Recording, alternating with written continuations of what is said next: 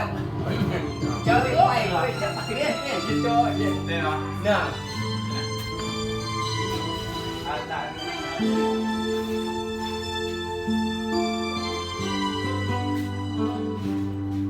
ngáp tuổi con quên gọi nước đọc rồi mà chậm sáng lên con tim đậm đà ở mùng cái gì còn ngày bạn ơi hãy thắp sáng lên ngọn lửa yêu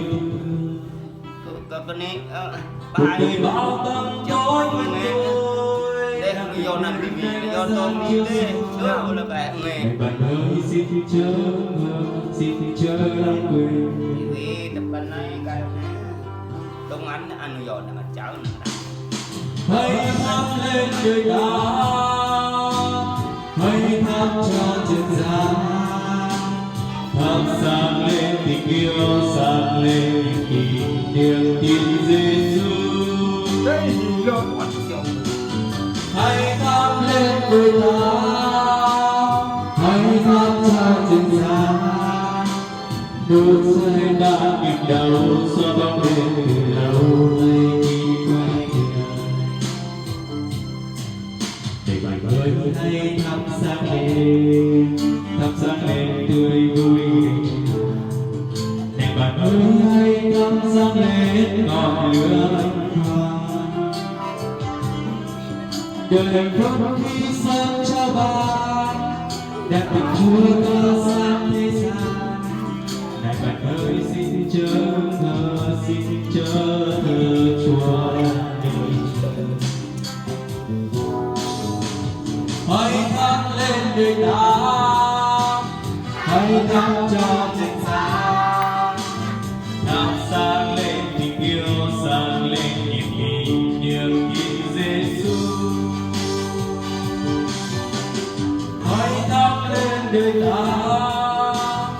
hãy thắp cho chân gian đốt cháy ta niềm nhớ soi đêm về rồi bạn đâu ông tiên kì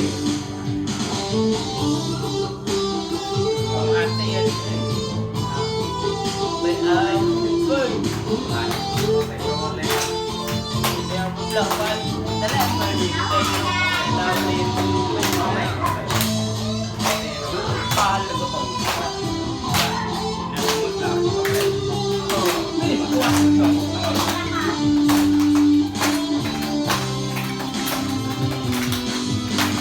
hãy thắp lên đời ta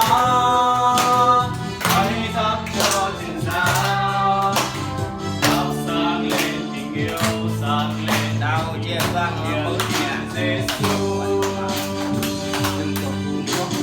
hãy thắp lên đời ta